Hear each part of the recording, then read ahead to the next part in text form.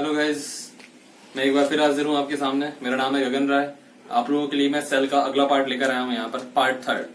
ठीक है, तो मैं आपको सेल में आज बहुत सारी डिटेल समझाने वाला हूँ, तो पूरा फोकस यहीं पे रखिएगा और हो सके इस वीडियो को जितना हो सके शेयर कीजिएगा आप लोग और सब्सक्राइब जरूर कर दीजिएगा। ठीक है, ध्यान दीजिएगा। यहाँ पर सेल की बात करें थे हम लोगों ने प्रोकैरियोटिक और यूकैरियोटिक सेल, दो टाइप के सेल्स देखे थे लास्ट क्लास में। आज मैं आप लोगों को सेल के बारे में बताने वाला हूँ कि भाई टाइप्स ऑफ सेल की अगर बात की जाए तो सेल्स आपके दो टाइप के और होते हैं अगर देखा जाए उस बेसिस पर। तो एक होता है जिसे बोला जाता है एनिमल सेल। क्या बोला जाता है? एनिमल सेल, जिसे हिंदी में कहा जाता है जंतु कोशिका। क्या कहते हैं इसे हिंदी में?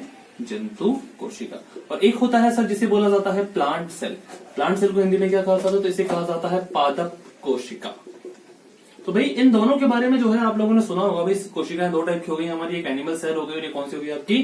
Plant cell. आप लोगों ने स्कूल लाइफ में कभी एक क्वेश्चन जरूर किया होगा, आई थिंक 8th क्लास में था वो। हिंदी में भी पूछा जाता था और इंग्लिश में भी पूछा जाता था। आपसे जनरली पूछा जाता था कि differentiate between plant cell and animal cell with neat and clean sketch. पढ़ा होगा आपने। यह पादप और जंतु कोशिका के बीच में सचित्र अंतर स्पष्ट करें। तो दोनों के बीच में आपको अंतर स्पष्ट करने के लिए आता था तो वो शायद 5 या 7 नंबर का क्वेश्चन हुआ करता था उस टाइम पर भी।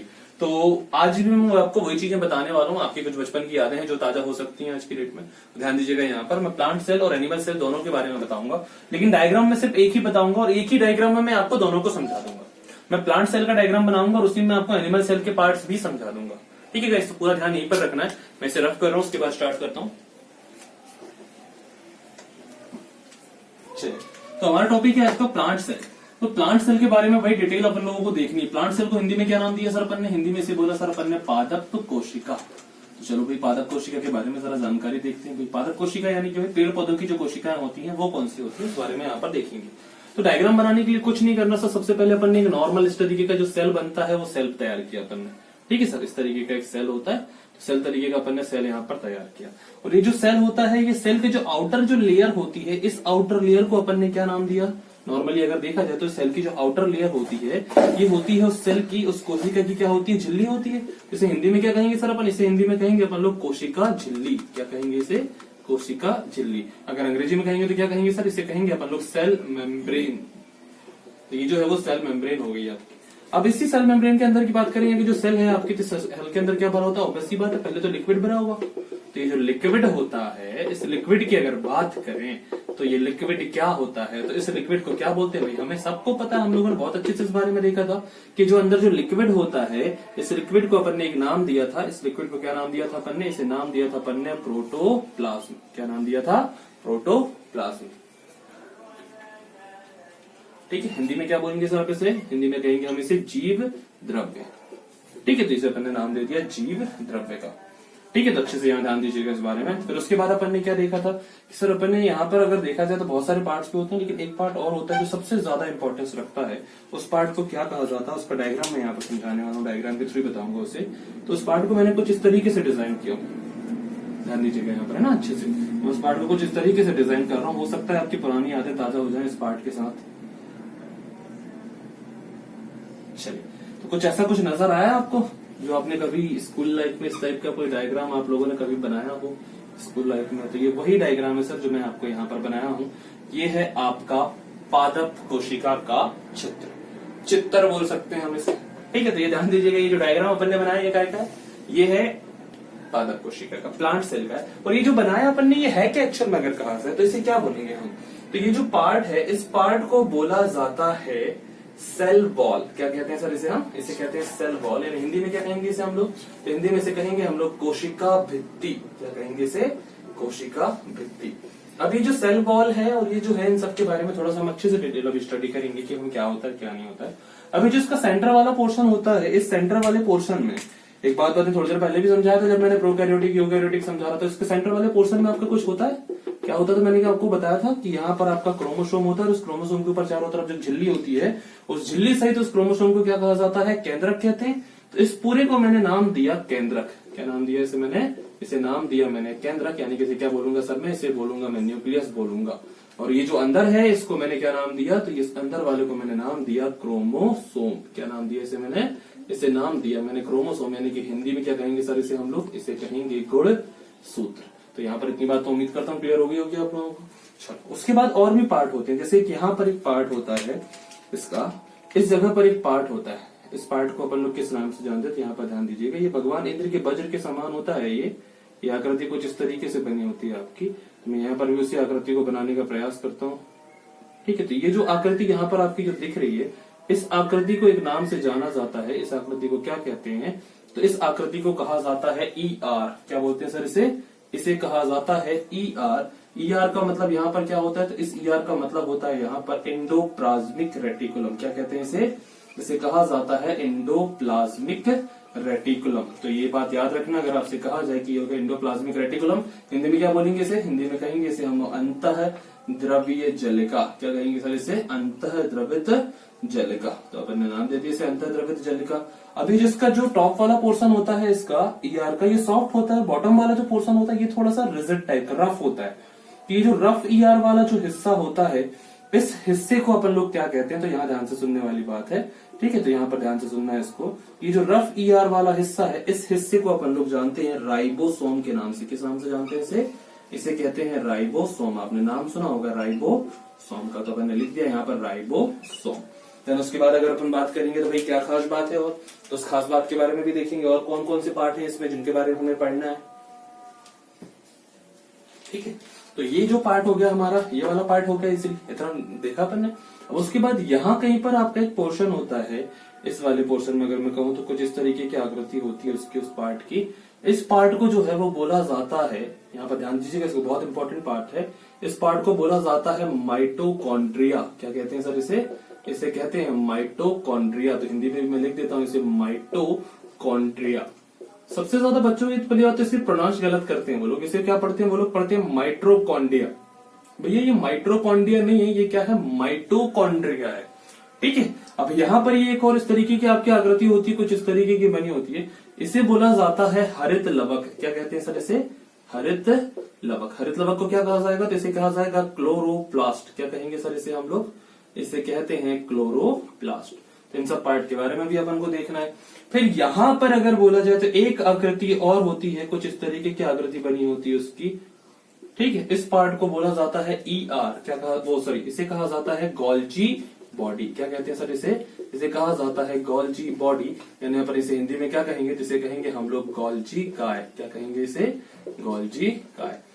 ठीक है, अब यहाँ पर ध्यान दीजिएगा, इस पे गोल्जी का ऐसे नाम इसलिए पड़ा इसका क्योंकि इसकी खोज की थी कैमिलो गोल्जी ने, इसलिए इसे क्या कहा जाता है? गोल्जी काय कहा जाता है। तो आप फटाफट इसका डायग्राम आप लोग इसका स्क्रीनशॉट ले लीजिए, इसे घर में आराम से बना लीजिए।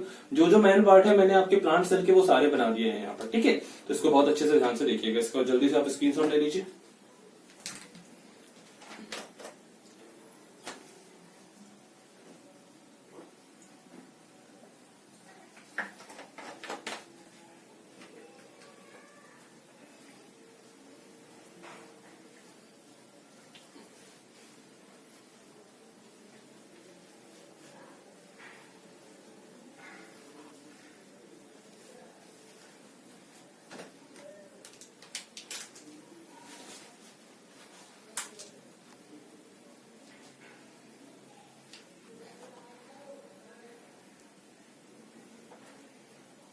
चलिए ध्यान दीजिएगा, इसको हो गया होगा अपना इतना। तो अब यहाँ पर जो एक एक पार्ट है मैं उसको अच्छे से समझाने वाला हूँ, अच्छे से ध्यान से सुनना।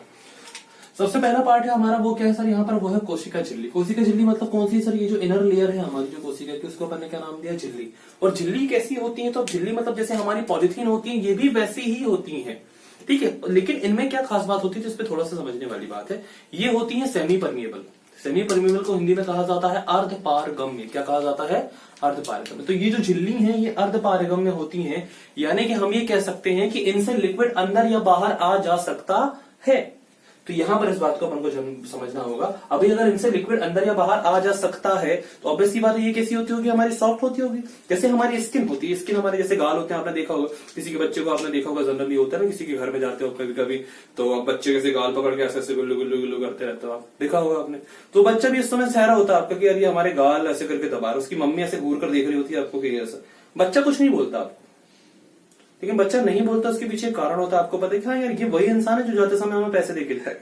सुना होगा इस बारे में, आप लोगों ने भी फील किया होगा। उस बात को समझते हैं। तो ये कैसी होती है? जैसे बच्चे के गाल होते हैं मुलायम गाल, उस तरीके की सॉफ्ट होती है आपकी क्या? कोशिका झिल्ली। और ये काय की बनी होती है? तो ये बनी होती है प्रोटीन और फैट की। किसकी बनी होती है? प्रोटीन एंड फैट की। तो अगर बोला जाए कोशिका झिल्ली के बारे में तो कैसी होती है? पहली बात सेमी परमिएबल होती है। दूसरी बात क्या होती है? तो क्या बोला सर अपन ने? सेमी परमिएबल होती है। दूसरी सॉफ्ट होती है। किसकी बनी होती है? प्रोटीन और फैट की बनी होती है। तो इतनी बात अपन ने यहाँ पर लिख ली। ये सबसे ज्यादा इंपॉर्टेंट इसके बारे में यही था। अब अगर बोला जाए कि सर ये प्लांट सेल में है, आपने तो वहां पर एनिमल सेल के बारे में बता दिया सर, तो सर ये प्लांट और एनिमल दोनों सेल में पाई जाती है। सबसे बड़ी इंपॉर्टेंट बात याद रखना कि present in both plant as well as animal cell, दोनों में ये पाई जाती है। अब हमको इस बात को बहुत अच्छी तरह से सुनना समझा होगा।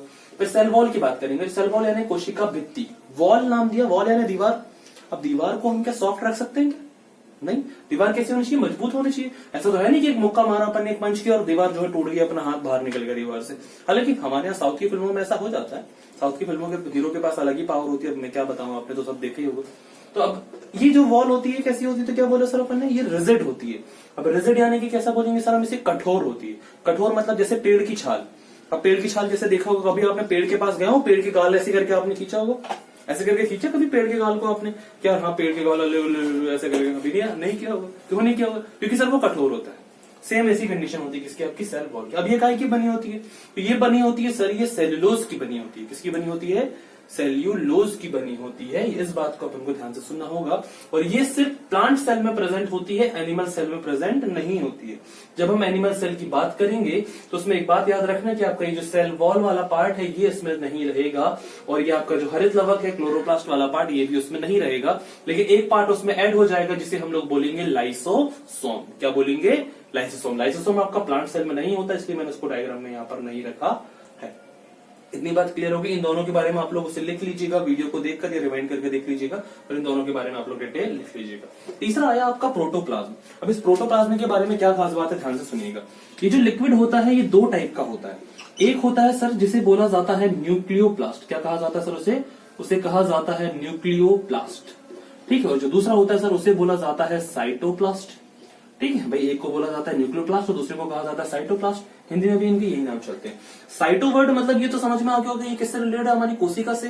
अब न्यूक्लियो वर्ड जो है किससे रिलेटेड है? हमारी न्यूक्लियस से। तो ऑब्वियस सी बात है कि न्यूक्लियस के अंदर का जो लिक्विड है, अपन ने वो चटनी उठाई थी लास्ट क्लास में, याद होगा आप लोगों को।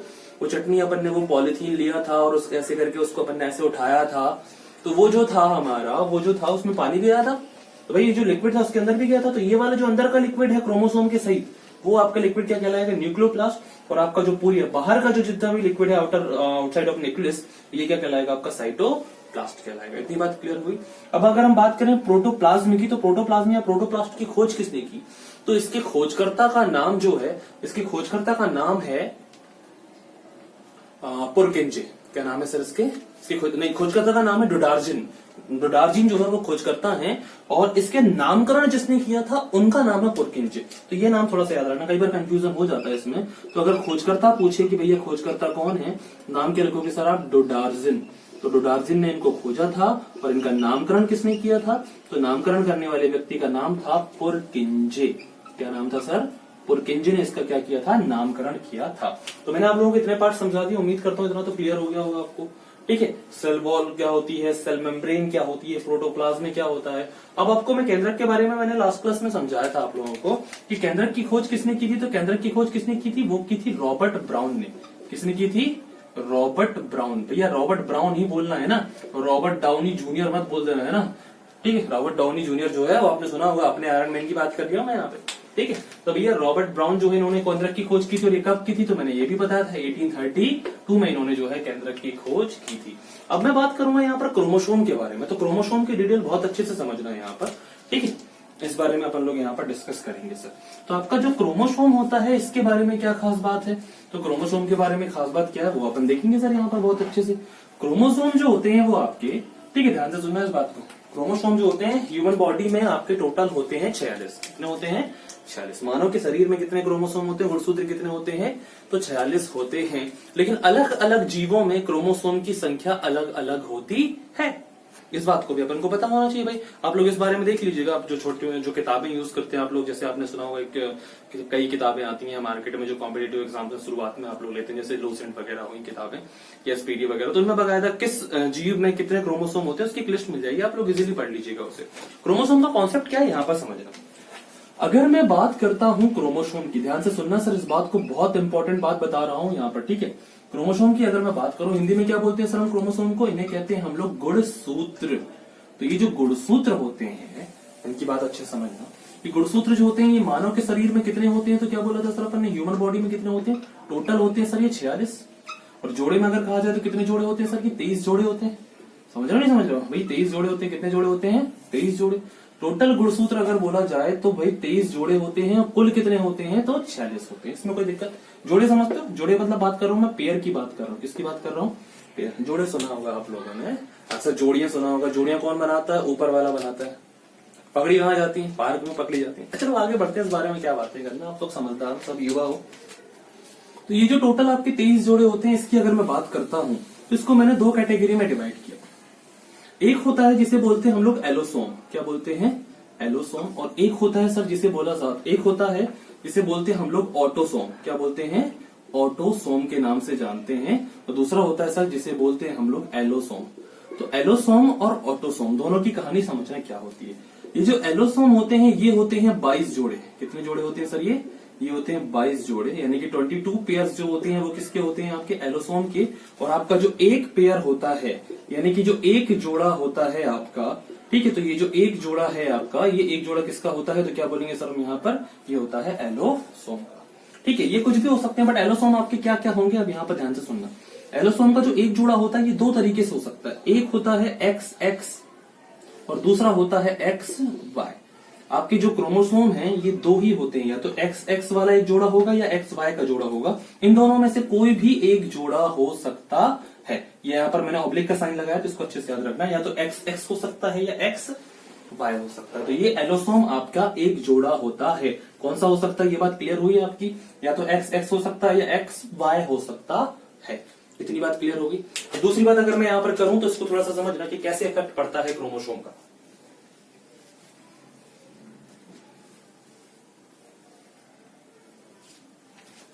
ठीक है, अब अगर क्रोमोसोम की बात कर रहे हैं तो वो थोड़ा सा ध्यान से सुनना है यहाँ पर। ठीक है, अब अगर बोला जाए भैया ठीक है ऑटोसोम एलोसोम दोनों का कॉन्सेप्ट समझ में आ गया, उनको बहुत अच्छी बात है, कोई दिक्कत नहीं है सर। बट आपका जो पुरुष होना या महिला होना, यानी कि सर लड़का बन रहा है या लड़की बन रही है, ये किस पर डिपेंड करता है टोटली? तो क्या बोलेंगे सर अपन? क्रोमोसोम पर। भाई अगर लड़का हो रहा है घर में या लड़की हो रही है, लड़का कैसे बनता है, लड़की कैसे बनती है, उन सब किस पर डिपेंडेंट है? तो क्या बोलोगे सर आप? क्रोमोसोम पर। हाँ क्या नहीं? और वो भी क्रोमोसोम पर, तो कुछ क्रोमोसोम पर डिपेंडेंट है टोटली, तो एलोसोम पर डिपेंडेंट है। कैसे एलोसोम पर डिपेंडेंट है इस बात को अपन समझेंगे। तो यहाँ पर महिला कैसे बनाई जाती है, पुरुष कैसे बनाई जाती है, उसकी रेसिपी क्या है, वो रेसिपी मैं आप लोगों को यहाँ पर बताने वाला हूँ। तो बहुत अच्छे से ध्यान से सुनना, मजे से पढ़ेंगे अपन लोग बहुत अच्छे से। तो भाई सबसे पहले बनाते हैं अपन महिला। क्या बनाते हैं? महिलाओं को तो आप लोग जानते होंगे, दुनिया में सबसे आगे बढ़ते हैं। मैं कुछ नहीं बोलूंगा, महिलाओं की तो हमेशा तारीफ करता हूं, मैं हमेशा सपोर्ट करता हूं महिलाओं का। तो अगर आपको महिला बनाना है, यानी कि अपन को फीमेल बनाना है, तो फीमेल बनाने की रेसिपी क्या है? तो सबसे पहले ऑटोसोम लीजिए। क्या लीजिए? ऑटोसोम। ऑटोसोम कितने जोड़ी आते हैं? तो क्या बोला सर अपन ने? 22 जोड़े जो है वो ऑटोसोम के आते हैं। तो अपन ने सबसे पहले ऑटोसोम लिया और ऑटोसोम को आधे घंटे तक धीमी आंच में पकाया। क्या किया अपन ने? ऑटोसोम को आधे घंटे तक धीमी आंच में पकाया और फिर अपन ने इसमें स्वाद अनुसार एलोसोम मिला दिया। क्या मिला दिया सर इसमें? एलोसोम मिला दिया, वो भी स्वाद अनुसार। स्वाद अनुसार मतलब कौन सा वाला उठाएंगे? यहां पर इनको चाहिए था XX, तो XX वाला जो आपका क्रोमोसोम था, ये क्रोमोसोम इन्होंने इसमें क्या कर दिया? ऐड कर दिया। और फिर इसको 1 घंटे तक इन्होंने क्या किया सर? इसको बकायदा इसको अच्छे से उबाला। और फिर आपके ये 22 और ये कितने हो गए सर आपके? 2, ये मतलब 22 जोड़े और 2 ये, तो 22 मतलब कितने हो गए आपके? 44 हो गए, प्लस 2 क्रोमोसोम। तो टोटल क्रोमोसोम कितने हो गए आपके? 46 क्रोमोसोम हो गए। और 46 क्रोमोसोम के साथ आपकी महिला बनकर तैयार। तो महिला कैसे बनती है? तो क्या बोलेंगे सर अपन? बहुत अच्छी सी रेसिपी है सर महिला बनाने की। सबसे पहले ऑटोसोम लीजिए 22 जोड़े, इनको आधे घंटे तक धीमी आंच में पकाइए। फिर स्वाद अनुसार क्या डाल दीजिए इसमें? एलोसोम डाल दीजिए, XX डाल दीजिए।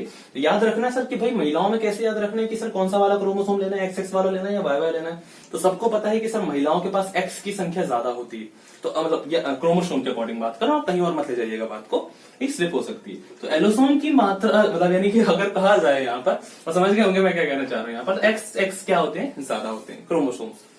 ठीक है, तो ये जो है इसकी संख्या से आपकी जो महिला जो है वो बनकर तैयार। अब इस बात को थोड़ा सा अपन को आगे समझना होगा। ठीक है, अब भाई पुरुष बनाना है, तो पुरुष बनाने की रेसिपी क्या है? तो पुरुष बनाने की रेसिपी अपन यहाँ पर देखते हैं कि पुरुष कैसे बनाया जाता है।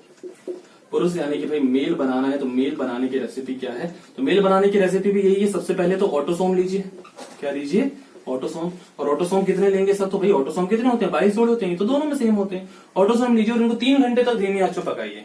अब बोलोगे सर इसमें 3 घंटे क्यों? इनको तो आधे घंटे पकाया था आपने। भाई महिलाएं ज्यादा देर तक नहीं पक सकती, पुरुषों को आप कितना भी पकाया जा सकता है। आपने सुना होगा एक ऐसा प्राणी जो हर घर में पाया जाता है, पति जिसे कहते हैं, हस्बैंड। चलो मैं आगे बताऊंगा उसके बारे में फिर कभी। तो ऑटोसोम की अगर बात की जाए तो जो ऑटोसोम होता है, अपन ने लिया इसको 3 घंटे तक धीमी आंच में पकाया और फिर इसमें स्वादानुसार नमक नहीं डालेंगे, क्योंकि स्वादानुसार कुछ बचा नहीं है। जो बचा है वो मिलेगा इनको। वैसे भी पतियों को मिलता क्या है? बेचारों को जो बच जाता है घर में वही मिलता है। बेचारे रूखी सूखी आके जीवन यापन करते हैं अपना, पुरुष प्रजाति। तो इसमें क्या बचा? एलोसोम में क्या बचा है पुरुषों के लिए? तो इनके लिए बचा है एक्स, वाई। और वैसे भी पुरुषों के पास एक्स की संख्या क्या होती है? कम होती है, इसलिए इन्होंने एक एक्स लिया और एक वाई लिया। और यानी कि 44 ये हो गए प्लस 2 ये हो गए, टोटल कितने हो गए आपके? 46 क्रोमोसोम हो गए। और 46 क्रोमोसोम के साथ आपका फिर पुरुष बनकर तैयार है। तो उम्मीद करता हूं इतनी बात आपको समझ में आ गई होगी क्रोमोसोम वाला, कि भाई महिला कैसे बनती है, पुरुष कैसे बनती है, उनकी रेसिपी क्या है। इस रेसिपी को मैंने पूरा आपके सामने यहाँ पर बता दिया। Clear guys? ठीक है, इसको आप फटाफट नोट कर लीजिए, इसका एक स्क्रीनशॉट ले लीजिए, फिर अपन आगे बढ़ते हैं। और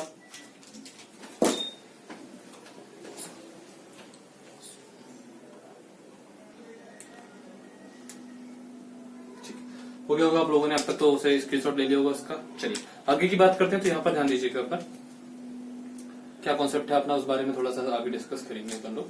ठीक है, तो यहाँ ध्यान से सुनने वाली समझने वाली बात है सर। अगला पार्ट कौन सा है इसमें? तो अपन ने इसके बारे में देखा था, एक पार्ट पढ़ा था अपन ने ईआर के बारे में। क्या पढ़ा था? ईआर। ईआर का फुल फॉर्म क्या देखा था अपन ने? इसका फुल फॉर्म था एंडोप्लाज्मिक रेटिकुलम। क्या नाम था इसका? एंडोप्लाज्मिक रेटिकुलम जो है इसका नाम था। हिंदी में क्या नाम दिया था अपन ने? इसे नाम दिया था अंतः द्रवित जलिका। तो जो अंतः द्रवित जलिका था, इसकी बात अगर करते हैं तो इसको थोड़ा सा अच्छे समझना है। तो अंतः द्रवित जलिका की बात करते हैं तो ये जो होता है, इसके 2 पार्ट थे। अपन लोगों ने डायग्राम में थ्रू देखा था अपन ने कि डायग्राम कुछ इस तरीके का बना था इसका। ऐसा कुछ डायग्राम था, भगवान इंद्र के वज्र के समान इसका कुछ आकृति बनी थी, अपन ने बनाई थी। ठीक है, ऐसे करके कुछ बनाई थी अपन ने आकृति इसकी। हाँ, तो ये वाला जो पार्ट था ये रफ पार्ट बताया था मैंने। ठीक है, और ये वाला जो पार्ट था ये कैसा था आपका? सॉफ्ट था। तो इसको मैंने 2 पार्ट, ये न्यूक्लियस वाला पोर्शन हो गया आपका। ठीक है, तो ये ईआर की बात हो रही थी, तो ये ईआर हो गया आपका यहाँ पर। अब ध्यान से सुनो, ये ईआर को मैंने 2 पार्ट में डिवाइड कर दिया। एक ईआर को मैंने बोला सॉफ्ट ईआर। क्या बोला मैंने इसे? Soft ER. और जो दूसरा पार्ट था उसे मैंने यहाँ पर नाम दे दिया रफ ईआर। क्या नाम दे दिया उसे मैंने? Rough ER. तो आपका एक सॉफ्ट ईआर हो गया और एक रफ ईआर हो गया। रफ ईआर कौन सा हो गया आपका? बॉटम वाला पोर्शन। और ये वाला कौन सा पोर्शन? टॉप वाला। मतलब कि जो न्यूक्लियस के पास वाला हिस्सा है वो उसे क्या नाम दिया अपन ने? Soft ER. और न्यूक्लियस के दूर वाला जो हिस्सा है, फार फ्रॉम न्यूक्लियस, इसे क्या नाम दिया अपन ने? Rough ER. तो ये जो सॉफ्ट ईआर है ये क्या करता है, इस बारे में ध्यान से सुनना। ये सॉफ्ट ईआर क्या करता है? तो सॉफ्ट ईआर आपका ये फैट बनाने में क्या करता है? हेल्प करता है। तो अपन ने यहाँ पर बोला फैट बनाने में क्या करता है सर? ये हेल्प करता है।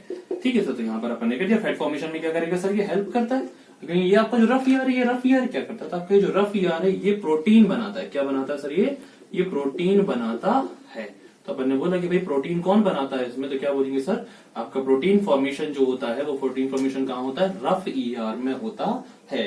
तो भाई प्रोटीन फॉर्मेशन कहाँ पर हो रहा है? इस हिस्से में आपका क्या बन रहा है? प्रोटीन बन रहा है। अच्छा, मुझे एक बात बताइए थोड़ा सा, कि सर जहां पर आपकी सीमेंट बनती है उस जगह को हम लोग सीमेंट की फैक्ट्री बोलते हैं, जहां पर बिस्किट बनती है उस जगह को हम लोग बिस्किट की फैक्ट्री बोलते हैं। तो भाई जहां पर प्रोटीन बनेगा तो उस जगह को मैं प्रोटीन की फैक्ट्री नहीं बोल सकता क्या?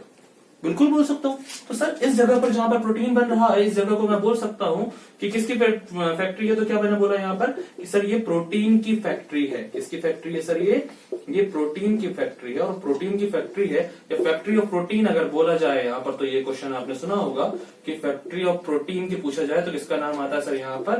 तो अपन ने कई बार पढ़ा है कि फैक्ट्री ऑफ प्रोटीन में किसका नाम आता है? इसमें नाम चलता है राइबोसोम का। किसका नाम चलता है? राइबोसोम। आपने इस बारे में पढ़ा भी होगा कि प्रोटीन की फैक्ट्री किसे कहते हैं? तो हम किसको पढ़ते हैं सर? राइबोसोम को पढ़ते हैं। और ये जो कहा गया है आपने बनने में पढ़ा होगा, ये बात मजाक मजाक में नहीं बोली जाती। क्यों बोला जाता है इसका रीजन समझ में आया? भाई हम लोग एंडोप्लाज्मिक रेटिकुलम का जो रफ ईआर वाला पोर्शन है उसे हम लोग राइबोसोम कहते हैं। और राइबोसोम को प्रोटीन की फैक्ट्री क्यों कहते हैं? क्योंकि यहाँ पर क्या बनता है? प्रोटीन बनता है, प्रोटीन फॉर्मेशन होता है। उम्मीद करता हूँ इतनी बात क्लियर हो गई होगी आप लोगों को। ठीक है, इसका स्क्रीनशॉट ले लीजिए, नेक्स्ट पार्ट बताता हूँ। चलिए, ईआर वाला पोर्शन हो गया हमारा। ईआर के बाद अगर हम बात करें तो भाई कौन सा पोर्शन है हमारा जिसके बारे में हमें ध्यान से सुनना। अच्छा, ईआर के बारे में एक बात याद रखना कि ये आपकी प्लांट और एनिमल दोनों सेल में पाया जाता है। ठीक है, ऐसा अलग से नहीं कि ये प्लांट सेल में नहीं पाया जाता, एनिमल सेल में नहीं पाया जाता, ये आपका एनिमल सेल में भी पाया जाता है और प्लांट सेल में भी पाया जाता है। ठीक है, अगला पार्ट जो है हमारा वो कौन सा है, तो अगला पार्ट का नाम है माइटोकॉन्ड्रिया। क्या नाम है, माइटोकॉन्ड्रिया। जनाब ये सबसे ज्यादा इंपॉर्टेंट है, इसको अच्छे समझना इस पार्ट को। माइटोकॉन्ड्रिया जो है आपका ये सबसे बेहतरीन पार्ट है, अगर आपको ये समझ में आ गया ना तो सबको समझ में जाएगा। चलिए सर, माइटोकॉन्ड्रिया के बारे में क्या खास बात है सर, सबसे पहले सुनना है। तो माइटोकॉन्ड्रिया के बारे में सबसे पहला क्वेश्चन बनता है कि it is a respiratory organ of a cell. ये क्या है, तो ये एक रेस्पिरेटरी ऑर्गन है। क्या है, एक respiratory organ of a cell, यानी कि कोशिका का श्वसन अंग। अगर आपसे कहा जाए कि कोशिका का श्वसन अंग किसे कहते हैं, तो किसे कहा जाता है कोशिका का श्वसन अंग में, तो किसका नाम बताइएगा सर, यहाँ पर माइटोकॉन्ड्रिया। जैसे हम इंसान हैं, हम सांस कहाँ से लेते हैं, तो कुछ लोग बोलेंगे यहाँ पर, कईयों को माइंड मारोगे सर हम तो मुंह से लेते हैं, कुछ लोग बोलते हम तो नाक से लेते हैं। तो ये सांस लेने की जगह है आपकी, मतलब हवा जाने की जगह है, ये वो अंग नहीं है जहां पर आपका श्वसन होता है। तो श्वसन कहां पर होता है आपका रेस्पिरेशन कहां पर होता है, लंग्स में होता है। कहां होता है, लंग्स में। तो respiratory organ of human body, then क्या बोलोगे आप यहाँ पर, आप बोलोगे लंग्स। लेकिन अगर respiratory organ of a cell, then किसका नाम लोगे आप यहाँ पर, माइटोकॉन्ड्रिया। तो माइटोकॉन्ड्रिया को क्या बोला सर अपन ने, माइटोकॉन्ड्रिया को क्या बोला अपन ने, respiratory organ of a cell. अभी रेस्पिरेशन का सिस्टम क्या है, इसका कॉन्सेप्ट क्या है, इस बात को बहुत अच्छे से समझना। इस बात को मैं बहुत अच्छे से समझाऊंगा आप लोगों को, ताकि आपको पूरा डिटेल यहाँ पर क्लियर हो जाए। ठीक है, अब कॉन्सेप्ट यहाँ पर समझिएगा, बहुत इंपॉर्टेंट बात है। अच्छा एक बात बताओ, हम सांस क्यों लेते हैं, बोलेंगे सर सांस हमें इसलिए चाहिए क्योंकि हमें ऑक्सीजन चाहिए। ऑक्सीजन की जरूरत क्यों, बोलेंगे सर हमारे हर एक पार्ट को, हमारे हर एक ऑर्गन को ऑक्सीजन की जरूरत होती है। मैं कहता हूं चलो ऑक्सीजन की जरूरत है, मैंने मान लिया आपको ऑक्सीजन की जरूरत है, लेकिन ऑक्सीजन की जरूरत क्यों है, क्या कारण है कि आपकी ऑक्सीजन की जरूरत पड़ती है हमारे ऑर्गन को। अच्छा एक बात बताओ भाई, क्या बिना सांस लिए हम लोग जीवित रह सकते हैं, क्या नहीं रह सकते।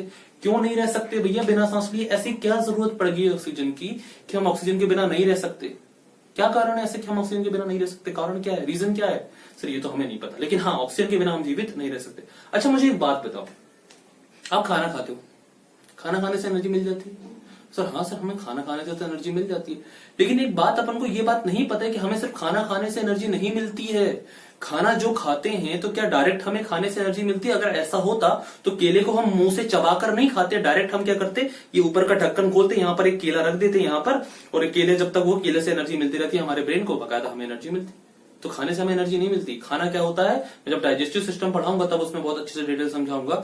जो भी हम खाते हैं सबसे पहले उसे चबाते हैं, और उसे क्या करते हैं हम लोग, जो हमारा जो कॉम्प्लेक्स मॉलिक्यूल के फॉर्म में जो फूड होता है वो किस फॉर्म में जाता है हमारे, वो सिंपल मॉलिक्यूल के फॉर्म में टूटता है अंदर जाकर। और जो ज्यादातर हम चीजें क्या खाते हैं, वो हम खाते हैं कार्बोहाइड्रेट। तो कार्बोहाइड्रेट जब हम ज्यादातर खाते हैं तो कार्बोहाइड्रेट क्या करता है आपका, सबसे सिंपल फॉर्म में वो टूटता है, वो है ग्लूकोज के फॉर्म में। किस फॉर्म में टूटता है, ग्लूकोज के फॉर्म में। तो आपका जो ग्लूकोज है वो किसमें होता है, वो आपका होता है ब्लड में। किसमें होता है, ब्लड में आपका क्या पाया जाता है, ग्लूकोज पाया जाता है। तो अब ये ग्लूकोज को हम लोग क्या बोलते हैं, ब्लड शुगर भी बोलते हैं। अब यहां पर समझिएगा कि आपके ब्लड में क्या प्रेजेंट है, आपके ब्लड में प्रेजेंट है ग्लूकोज। क्या प्रेजेंट है सर, ग्लूकोज जो है वो आपके ब्लड में प्रेजेंट है, मैंने यहाँ पर लिख दिया ग्लूकोज। इनफैक्ट ग्लूकोज का फॉर्मूला लिखूं तो ज्यादा बेहतर रहेगा। ग्लूकोज का फॉर्मूला क्या है, C6H12 और O6। तो ये जो C6H12 O6 है ये किसका फॉर्मूला है, तो ये किसका फॉर्मूला सर, आपके ग्लूकोज का है। अब यहाँ पर ध्यान से सुनना, ये जो ग्लूकोज है आपका, ये ग्लूकोज कहाँ गया, तो क्या बोला सर अपन ने, ये हमारे ब्लड में है। ब्लड में यानी कि हमारी नसों में दौड़ रहा है ग्लूकोज ब्लड के साथ। अब यहाँ पर पूरी फिल्म तैयार करनी है अपन को माइंड में कि कैसे होता है। एक पाइप अपन ने देखा, पाइप दिख रहा, माइंड में इमेज बन रही है, इमेज बनाओ। अगर इमेज नहीं बना पाओगे तो काम नहीं बनेगा। एक पाइप दिख रहा, उस पाइप के अंदर आपको ब्लड दौड़ते हुए दिख रहा होगा, पूरा पूरा पाइप के अंदर पानी जो है ब्लड भरा हुआ है, दिख रहा, और उस ब्लड में आपका जो है ग्लूकोज जो है बकायदा दौड़ रहा है। अब ग्लूकोज जो है आपका पूरी नसों के सहारे क्या होता है, पूरी बॉडी में दौड़ते रहता है। तो आपकी जो नसें हैं वो किससे कनेक्टेड रहती हैं, आपके लंग्स से कनेक्टेड रहती हैं। किससे कनेक्टेड रहती हैं, लंग्स से। और लंग्स से आप क्या करते हो सर, सांस लेते हो। तो जैसे आपकी हवा अंदर गई, यानी कि ऑक्सीजन अंदर गई, तो सबसे पहले कहां जाएगी, लंग्स में जाएगी। लंग्स में आपका ब्लड जो है वो प्यूरिफाई होने के लिए आता है। तो लंग्स में जैसे ही आपका ब्लड आया, तो आपने जैसे सांस ली, तो उस ब्लड में क्या एंटर हो गई, ऑक्सीजन एंटर हो गई। क्या एंटर हो गई, ऑक्सीजन। और ऑक्सीजन की जो है वो ग्लूकोज से बिल्कुल भी नहीं पटती सर, इस बात को याद रखना कि जो ग्लूकोज है आपका, इसको में ऑक्सीजन के साथ इसकी बिल्कुल भी नहीं पटती है। तो जैसे ही ग्लूकोज को ऑक्सीजन ने देखा तो ऑक्सीजन का दिमाग खराब, ऑक्सीजन जो है वो ग्लूकोज के पीछे भागा। अब देखो पाइप में आपका ग्लूकोज भाग रहा है, उसके पीछे कौन भाग रहा है, ऑक्सीजन भाग रहा है। ग्लूकोज भाग रहा है, उसके पीछे ऑक्सीजन, फिर ग्लूकोज, फिर ऑक्सीजन, फिर ग्लूकोज। ऑक्सीजन ने जो है ग्लूकोज की टांग पकड़ ली। किसने पकड़ लिया टांग यहाँ पर? ऑक्सीजन ने ग्लूकोज की टांग पकड़ ली। क्यों पकड़ ली भाई? ग्लूकोज तो बड़ा है लेकिन ऑक्सीजन तो छोटा है। सर ग्लूकोज के पास मॉलिक्यूल्स ज्यादा है, वो भारी है, बड़ा है, वो ज्यादा तेज नहीं भाग पाएगा। ऑक्सीजन आपका ज्यादा तेज भाग सकता है। तो ऑक्सीजन ने क्या कर लिया? ग्लूकोज को पकड़ लिया, और ग्लूकोज को पकड़ के ऑक्सीजन ने क्या कर दिया सर? ऐसे करके दोनों टांगे पकड़ के उसने एकदम जरासंध के जैसे उसको चीर दिया। तो ग्लूकोज का आपका ऑक्सीजन के प्रेजेंस में क्या हो गया सर? उसका ऑक्सीडेशन हो गया। ऑक्सीडेशन यानी कि क्या बोलेंगे सर हम उसे? ऑक्सीडेशन हो गया यानी कि उसका ऑक्सीकरण हो गया। क्या हो गया सर? उसका ऑक्सीकरण हो गया। और इसी ऑक्सीकरण की वजह से आपका जो कार्बन है, वो कार्बन को इसने क्या कर दिया सर? इसमें से तोड़ दिया। तो जैसे ही इसने इसको तोड़ा, तो सबसे पहले इस बात को याद रखना कि जो आपका ग्लूकोज था, इसको मैं अच्छे से बना देता हूं एक रिएक्शन के फॉर्म में। C6H12O6 के साथ जैसे ही आपका O2 मिला, तो क्या हुआ? सबसे पहले आपका जो है वो कार्बन जो है वो टूटकर अलग हो गया। तो सबसे पहले आपका क्या बनेगी सर? इससे जैसे ये तोड़ा इसने, तो जैसे ये तोड़ा इसने, समझना इस बात को, जैसे अपन ने क्या किया? कार्बन को तोड़ा, तो कार्बन के टूटने से क्या निकली? चिंगारी निकली, यानी कि क्या बनी? एनर्जी बनी।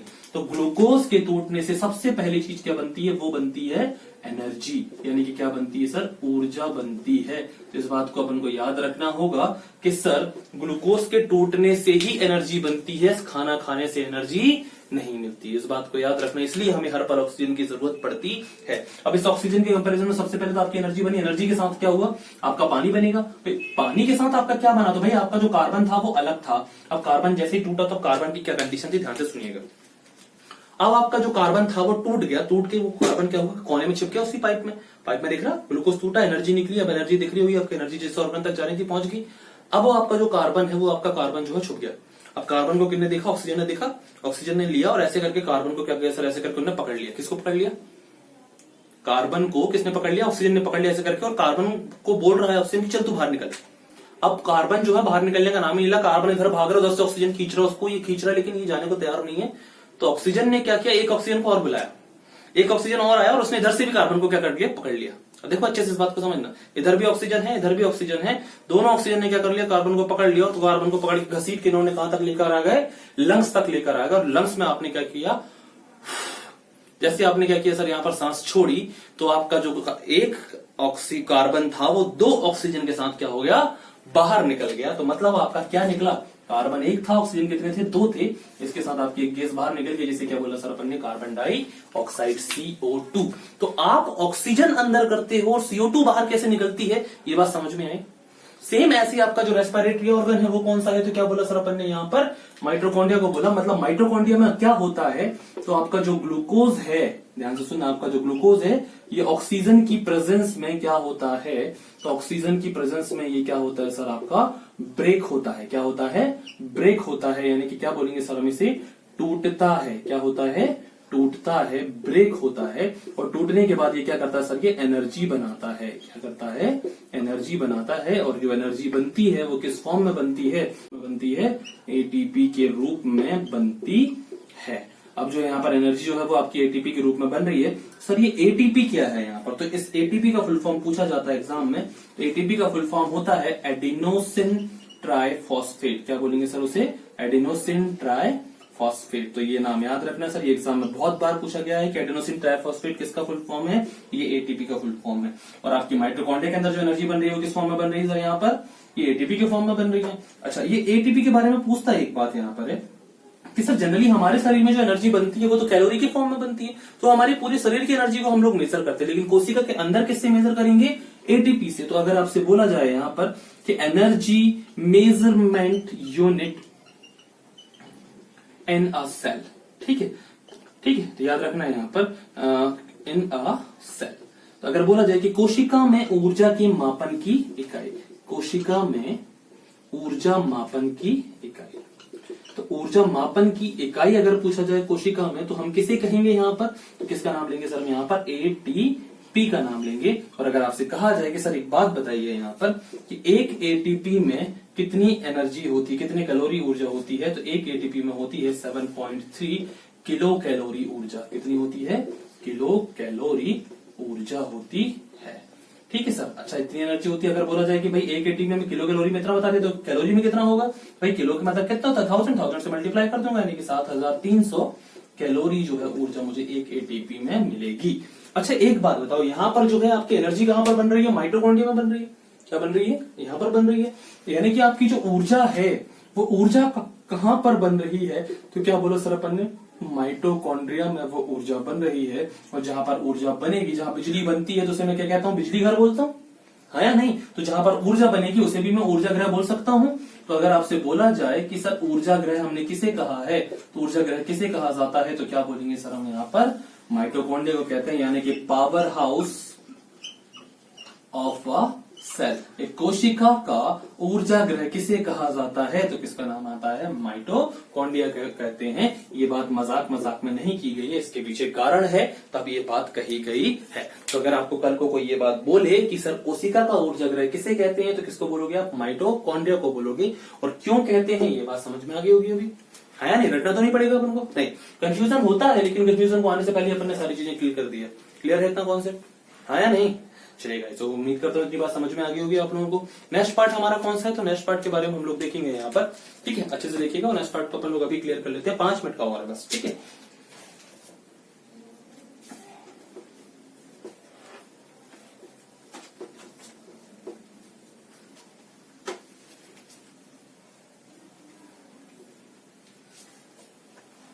चलिए, तो अगला पार्ट कौन सा था हमारा, अगला पार्ट आता है हमारा हरित लवक। कौन सा आता है, हरित लवक। तो ये जो हरित लवक है, जिसे हम लोगों ने क्या बोला है, क्लोरोप्लास्ट। तो ये जो क्लोरोप्लास्ट होता है, ये जो है ये सिर्फ प्लांट सेल में पाया जाता है। ये किसमें पाया जाता है, सिर्फ ये प्लांट सेल में पाया जाता है, इस बात को याद रखना। और इसको जो हरित लवक क्लोरोप्लास्ट की जो डिटेल है, वो मैं आप लोगों को जब मैं प्लांट क्लासिफिकेशन पढ़ाऊंगा ना, तब उस दौरान मैं बहुत अच्छे से, जब मैं आप लोगों को प्रकाश संश्लेषण पढ़ाऊंगा, फोटोसिंथेसिस पढ़ाऊंगा, तो उस दौरान मैं आप लोगों को इसकी बहुत अच्छी डिटेल बताऊंगा। माशाल्लाह मजा आ जाएगा आपको पढ़ के, जीवन में आपको हमेशा याद रहेगा कि हाँ क्या होता है वो कॉन्सेप्ट, तब मैं इसकी डिटेल समझाऊंगा आप लोगों को। नेक्स्ट पार्ट हमने कौन सा देखा सर उसमें, तो नेक्स्ट पार्ट कौन सा है सर हमारा, अपन ने क्या देखा था उसमें,